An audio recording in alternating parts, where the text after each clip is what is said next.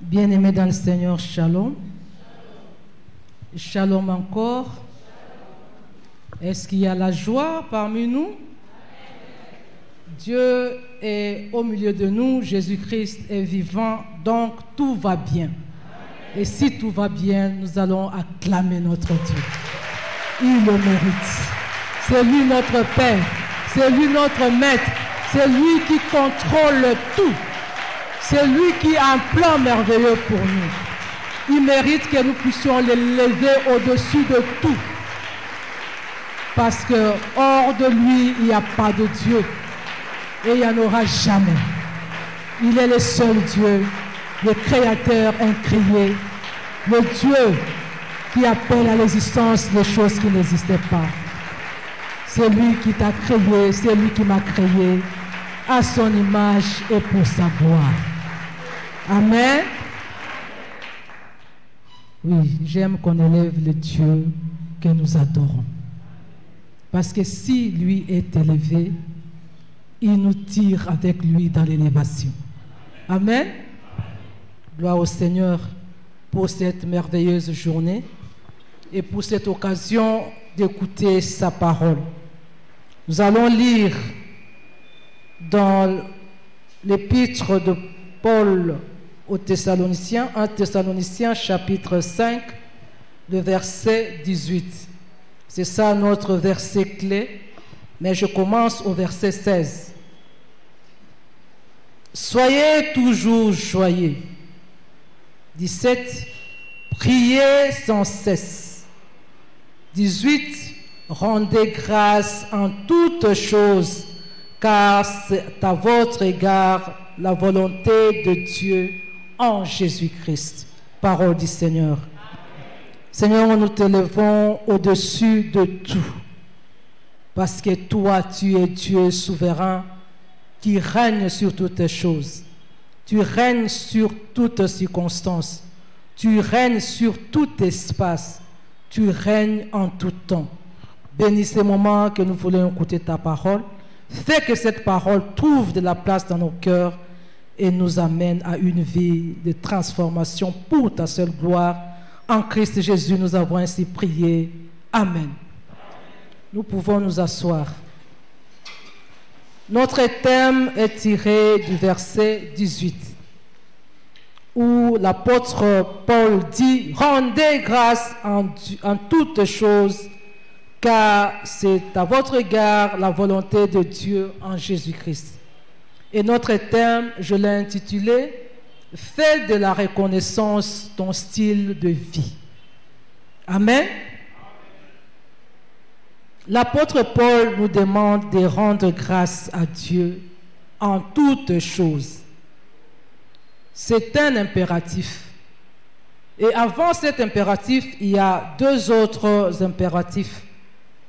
Au verset 16, il dit « Soyez toujours heureux ». Et même dans Philippiens 4,4, il dit « Réjouissez-vous toujours dans le Seigneur ». Je le répète, réjouissez-vous. C'est pour dire que celui qui est en Christ, celui qui est dans le Seigneur, doit en tout temps se réjouir. Il n'y a pas de raison de s'inquiéter. Parce que la mission de Jésus-Christ sur la terre était de chercher et de sauver.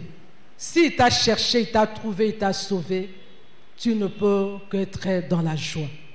Parce qu'après avoir sauvé, il dit, je donne la vie en abondance. Je suis venu pour que les brebis aient la vie en abondance. C'est-à-dire, cette vie d'abondance que Jésus-Christ donne ne peut que nous donner la joie pour qu'en tout temps nous puissions nous réjouir.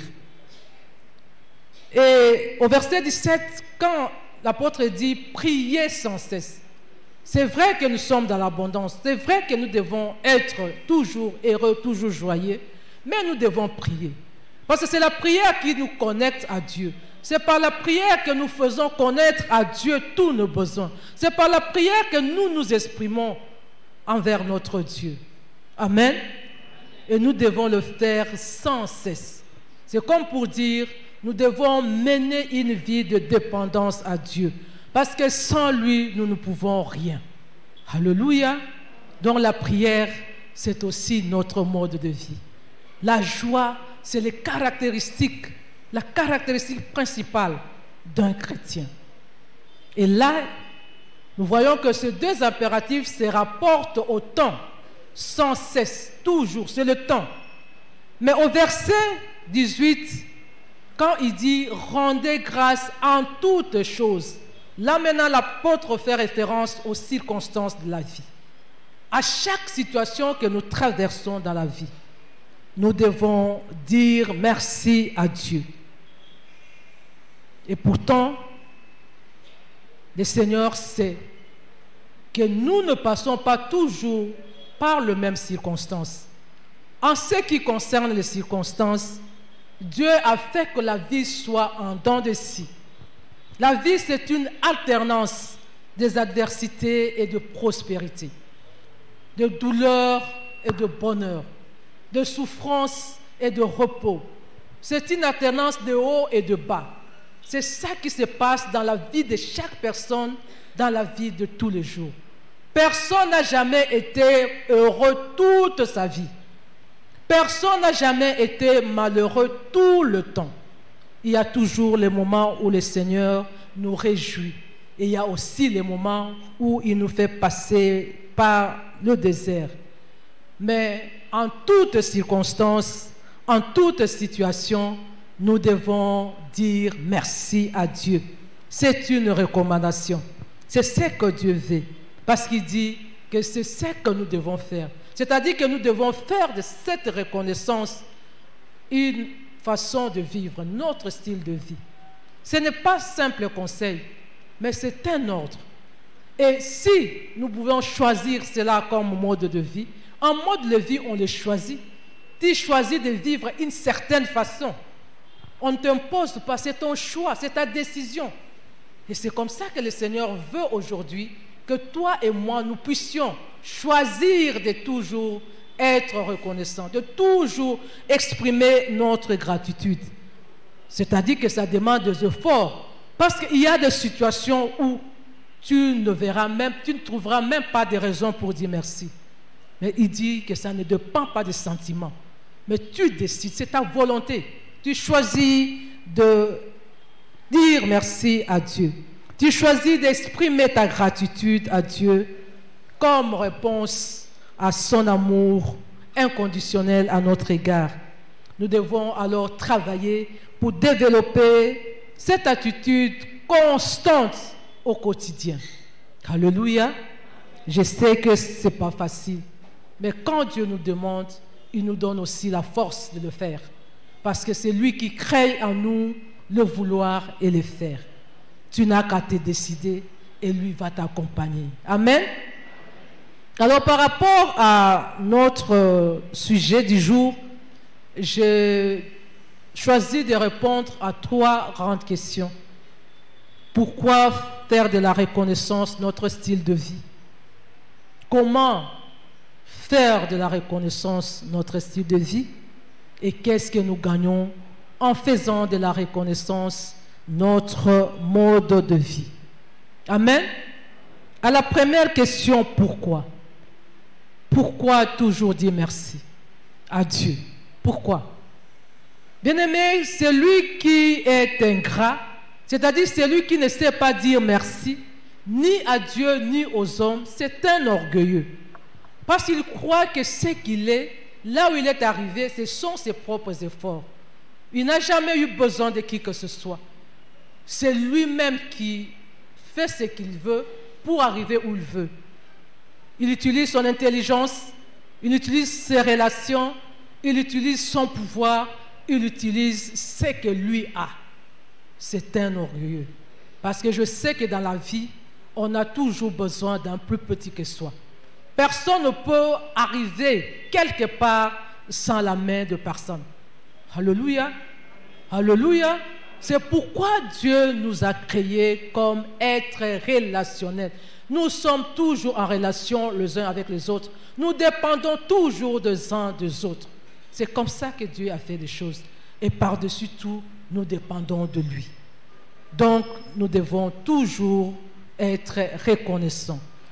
Parce que Sans reconnaissance, l'ingratitude engendre des frustrations. L'ingratitude engendre la haine. L'ingratitude engendre la jalousie. L'ingratitude même rend les gens meurtriers. Parce que tu ne peux pas supporter que quelqu'un te dépasse.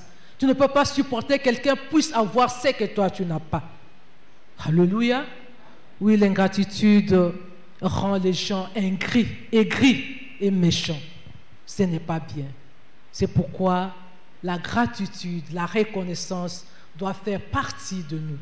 Nous devons le cultiver, nous devons le développer. Pourquoi? D'abord, c'est parce que c'est la volonté de Dieu. Quand Dieu donne un ordre, c'est-à-dire que c'est pour notre bien. C'est ce que Dieu veut. L'apôtre dit, c'est à votre égard la volonté de Dieu. C'est ce qu'il dit aussi dans Éphésiens 5, verset 20. Rendez grâce continuellement à Dieu en toutes choses par Jésus-Christ. Alléluia. C'est ça sa volonté, c'est ce qu'il veut. Et en tant qu'enfants obéissants et soumis à notre Père, à notre Dieu, nous ne pouvons que nous soumettre, nous ne pouvons que nous y mettre pour qu'en toutes choses nous puissions lui rendre grâce. Tout ce que nous sommes, tout ce que nous avons, c'est la volonté de Dieu. Personne n'a jamais choisi d'être africain, d'être congolais, d'être dans une famille ou dans une autre. Personne n'a jamais choisi sa race. Personne n'a jamais choisi sa tribu. Personne n'a jamais choisi d'être homme ou femme. C'est la volonté de Dieu. Amen. Et pour cela, nous ne pouvons que lui rendre grâce. Si il nous était demandé de choisir où naître, il y a des pays où il n'y aurait personne. Il y a des familles où personne ne choisirait y naître. Mais Dieu a imposé sa volonté parce que c'est comme ça, parce qu'il est souverain. Alléluia. Et comme il ne fait jamais rien au hasard, il sait pourquoi et nous ne pouvons que dire merci. La deuxième raison, dire merci à Dieu pour tout ce qu'il nous a donné. L'apôtre Paul dit dans 1 Corinthiens 4, verset 7, « Qu'as-tu que tu n'aies reçu? Et si tu l'as reçu, pourquoi t'enorgueillir ?» C'est comme pour dire, tout ce que tu as vient de quelqu'un. Et ce quelqu'un, c'est Dieu. Dieu nous a tout donné. Nous sommes sortis nus du ventre de nos mères. Nus, sans rien, mais vides. Mais tout ce que nous avons, c'est Dieu qui nous a donné. Même les premiers habits avec lesquels on nous a couverts à la naissance, nous ne sommes pas venus avec. Ça nous a été donné. Les premiers lits sur lesquels nous sommes couchés, on nous a été donné. Même les premiers soins, nous avons bénéficié de quelqu'un. C'est-à-dire que nous avons de multiples raisons de dire merci à Dieu pour ce qu'il nous a donné. Il nous a donné la vie. Il nous a donné la santé. Il nous a donné la beauté. La Bible dit, tu es une créature merveilleuse. Amen. Personne ne peut te minimiser. Personne ne peut t'insulter pour ce que tu as. Tu es. Parce que c'est comme ça que Dieu a voulu que tu sois. Et tu es unique. Il n'y a pas de photocopie de toi. Tu dois être fier de ça et dire merci à Dieu. Dieu nous a donné l'intelligence. Alléluia. Tu ne peux pas dire que parce que tu n'as pas fait l'université que tu n'es pas intelligent. Non. Dans ton domaine, tu es le meilleur. Alléluia. Si tu peux déjà être là où tu es, c'est qu'il y a quelque chose dans ton cerveau. Et c'est Dieu qui te l'a donné. Dieu t'a donné la grâce de les connaître. Il y a des gens qui, jusqu'aujourd'hui, au XXIe siècle, sont encore esclaves des fétiches, esclaves des maisons occultes, esclaves de petites maisons pour aller chercher le bonheur. Mais toi, tu sais que ce n'est pas là-bas, c'est Dieu. C'est une grâce. Dieu t'a sauvé. Il y a des gens qui ne savent pas que sans décider pour Christ, après la mort, c'est l'enfer. Mais toi, tu le sais et tu as échappé. C'est une raison de dire merci à Dieu. la bonté infinie de Dieu. La Bible dit il renouvelle sa bonté chaque matin. Donc aujourd'hui, il t'a renouvelé sa bonté. C'est pourquoi tu es là. C'est pourquoi tu respires. C'est pourquoi tu peux venir lui dire merci dans sa présence. C'est une raison. Dieu nous protège. Cette protection-là, quand tu dors, quand tu te promènes, tu n'as pas de garde du corps. Et même ceux-là qui ont des gardes, est-ce que ce sont ces gardes-là qui les protègent? Je ne pense pas. Parce qu'il y a des cortèges qui ont été attaqués. Où étaient les gardes? Il y a des sentinelles qui sont tuées. Qu'est-ce qu'ils font? Le meilleur protecteur, c'est Dieu. Dis merci à Dieu pour son amour inconditionnel. Il y a des gens qui sentent qu'ils ne sont pas aimés. Tout le monde les déteste. Mais qu'on me déteste ou pas, il y a un amour que personne ne peut t'arracher. C'est l'amour de Dieu. Et c'est inconditionnel. Ça ne dépend pas de ce que tu fais. Parce que la Bible dit, même quand nous étions encore dans le péché, Dieu a manifesté son amour en envoyant Christ mourir à notre place. Donc l'amour de Dieu, c'est un amour inconditionnel, c'est un amour sans calcul et c'est un amour constant. Peu importe ce que tu fais, Dieu t'aime. C'est pourquoi à chaque fois, il te le rappelle et à chaque fois, il veut que tu puisses te souvenir de ça. Dieu nous a donné les relations. Ce n'est pas par hasard que tu as ces relations-là. Si tu examines, tu fais un peu de recul, toutes les personnes que tu connais dans ta vie, toutes les personnes qui ont apporté en plus dans ta vie, toutes les personnes que tu crois importantes dans ta vie, regarde dans quelles circonstances vous êtes croisés. Qui a organisé ces circonstances? C'est Dieu. Les opportunités, c'est Dieu qui donne. Le travail, le gagne-pain. Il y a des gens qui n'ont jamais travaillé de leur vie. Il y a des gens qui n'ont jamais trouvé un moyen de se faire un revenu à eux. Ils n'ont jamais été autonomes. Mais toi, tu peux. Toi, tu l'es. C'est une grâce. Et c'est Dieu qui donne. Avoir une bonne église, avoir un bon pasteur, c'est une grâce. Parce qu'il y a des gens qui ont aussi soif de prier comme toi, qui ont besoin d'être en relation avec l'être suprême comme toi. Mais ils se sont retrouvés dans des fausses églises. Alléluia. Église du nom, mais à l'intérieur, rien de Dieu. Avec des pasteurs qui sont, je ne sais pas, des loups ravisseurs, qui sont des brigands dans la bergerie et qui les oppriment, qui les oppressent. Que d'avoir un pasteur qui t'aide à connaître Dieu, à prier, à lire et comprendre la parole de Dieu, c'est une grâce. Et ça, c'est Dieu qui donne, par-dessus tout. En plus de toute la liste que je ne peux pas citer, parce que notre frère Atoms a chanté, il y a beaucoup de raisons de louer Dieu, de dire merci à Dieu. Et chacun, en ce qui le concerne, a sa raison. Alléluia, de louer Dieu. Mais je dis par-dessus tout ce que nous pouvons avoir comme raison, nous devons louer Dieu, dire merci à Dieu pour Jésus-Christ qui nous a donné. Parce que si tu as le Fils, tu as la vie. Si tu as le Fils, tu as tout. Parce que la Bible dit dans Colossiens 2, verset 10, que Dieu a mis toutes choses pleinement en Christ. Or, moi, j'ai Christ en moi. Donc, j'ai toutes choses pleinement en moi. Parce que Christ est en moi. Ça, ce n'est pas une raison de louer Dieu. Ça, ce n'est pas une raison de dire merci à Dieu. Oui, chacun de nous a de multiples raisons. Autre chose, c'est de dire merci à Dieu pour tout ce qu'il permet dans nos vies. C'est vrai, il nous a donné, mais il y a des choses aussi, des situations qu'il permet. Et nous devons dire merci pour ça. L'apôtre Paul nous dit dans Romains 8, verset 28, que toutes choses concourent au bien de ceux qui aiment Dieu et de ceux qui sont appelés selon sa volonté. Parce que tu l'aimes. Tout ce qu'il fait dans ta vie, c'est pour ton bien. Donc Dieu, nous le savons, il est maître de temps et de circonstances. Et il fait toutes choses pour le bien de ses enfants. Que nous le comprenions ou pas, ce que Dieu fait, c'est bon pour toi. Ce que Dieu fait, c'est bon pour moi. Nous pouvons considérer Dieu comme un metteur en scène. Il met tout en place Il sait que c'est toi l'acteur principal. Il sait ce qu'il veut que tu sois à la fin du film et de ta vie. Et il arrange les circonstances, les épisodes, pour qu'à la fin, tu sois ce qu'il veut.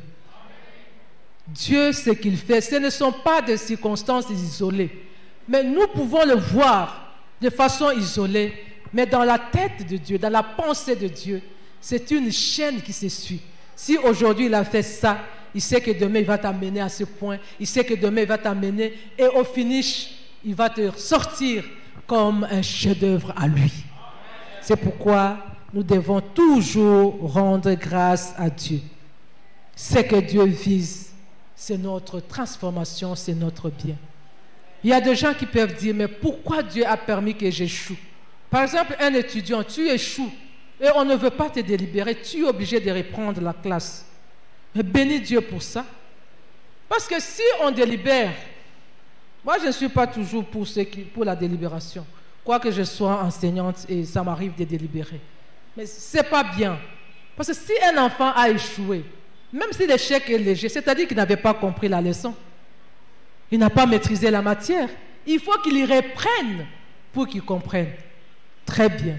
Parce qu'on n'étudie pas que pour les cotes, mais on étudie pour la vie, pour avoir des connaissances. C'est lui qui passe des classes de délibération en délibération. À la fin, il aura un diplôme, c'est vrai. Mais saura-t-il défendre ses diplômes sur le marché d'emploi? Sera-t-il compétitif? Alléluia. Donc c'est pourquoi si on te demande de reprendre, bénis Dieu pour cela, dis merci. Comme ça, tu vas bien assimiler la leçon. Si tu rates un voyage, mais ne pleure pas. C'est Dieu qui l'a voulu. Peut-être que tu as encore quelque chose à faire là où tu es resté. Alléluia. Peut-être que le moyen de transport que tu allais prendre allait t'apporter un malheur. Et Dieu t'a épargné. Dis merci à Dieu pour ça. Tout ce que Dieu fait concourt à réaliser son plan. La Bible nous dit dans Proverbe 19, verset 21, « Il y a dans le cœur de l'homme beaucoup de projets, mais c'est le dessein de l'Éternel qui s'accomplit. » Alléluia. Ce que l'Éternel veut, c'est ce qui va s'accomplir. Ce que l'Éternel accomplit, c'est ce qui va nous rendre heureux. Ce sont ses promesses, parce que tout concourt à t'emmener là où il est, là où il veut que tu sois. Il y en a qui trouvent leur bonheur dans les trésors de ce monde. Non. Le bonheur doit être dans l'accomplissement des promesses de Dieu. Parce que tu peux avoir tout ce qu'il y a sur cette terre, comme l'a eu le roi Salomon. Il a accumulé richesse. Il était le plus sage et depuis son temps, personne n'a été sage comme lui. Il avait tout. L'argent, le pouvoir, le bien, et même des femmes, des concubines. Mais vous savez son constat à la fin, il a dit tout est vanité. Donc ce ne sont pas le bien de ce monde, les trésors de ce monde qui peuvent rendre heureux, mais c'est ce que Dieu planifie. C'est ce que Dieu permet. Et la dernière raison, nous devons rendre Dieu, dire merci à Dieu, rendre reconnaissance à Dieu pour chaque circonstance malheureuse. Là, ça cloche. Comment dire merci à Dieu alors que je souffre? Comment dire merci à Dieu? Pourquoi dire merci à Dieu alors que je souffre? Alors que je souffre? Alors que je n'ai pas ça? Mais le Seigneur dit, même dans cette situation-là de manque, de douleur, de souffrance, dis-lui merci. Parce qu'il sait pourquoi il te fait passer par cette situation. Alléluia. Nous avons dit que Dieu, c'est un metteur en scène. Dieu, c'est l'architecte de notre vie. Quand l'architecte construit, des fois, il détruit un mur, il remplace par un autre. Il détruit une colonne, il remplace par une autre. Il sait ce qu'il veut. Lui, il a un plan dans la tête que les autres ne voient pas. Et quand il détruit le mur, quand il casse, le mur peut pleurer. Mais pourquoi me casser? Alors que tu m'avais déjà construit comme ça. Mais l'architecte, il sait. C'est comme ça avec notre Dieu. Alléluia. Tu souffres, oui. mais il sait ce qui sortira de cette souffrance-là. Dieu veut que nous puissions apprendre les leçons de la vie. Nous sommes à l'école de la vie. Et à l'école de la vie, on doit expérimenter toutes les circonstances. Tu ne peux pas avoir un diplôme si tu n'es pas passé par les épreuves, par des examens, par des tests. Et quand Dieu permet les situations de douleur, de souffrance, ce sont des tests par lesquels il nous fait passer pour que nous puissions mériter ces diplômes à l'école de la vie. Et au sortir des épreuves, il y a toujours une leçon qu'on retient. Moi, j'ai toujours dit, si j'ai retenu des leçons, si j'ai tiré le principe de vie, si j'ai réajusté ma façon de vivre, c'est après avoir passé par une situation difficile. Alléluia. C'est quand tu te cognes au mur que tu comprends que je ne peux pas continuer comme ça. Il faut que je bifurque pour trouver un autre issue. C'est comme ça avec notre Dieu. Prenons l'exemple que nous connaissons tous de Anne. Chaque jeune fille, quand elle grandit, rêve de se marier avec un homme qui l'aime, qui le rendra heureuse. C'était le cas de Anne. Elle a trouvé un mari. La Bible nous dit qu'Elkana lui a déclaré l'amour. Il dit, mais est-ce que je ne t'aime pas? C'est toi que j'aime plus. Et je t'aime plus que 10 enfants. Alléluia. Mais malgré cet amour-là proclamé, il a quand même pris une autre femme bizarre avec les hommes. Bon, ça,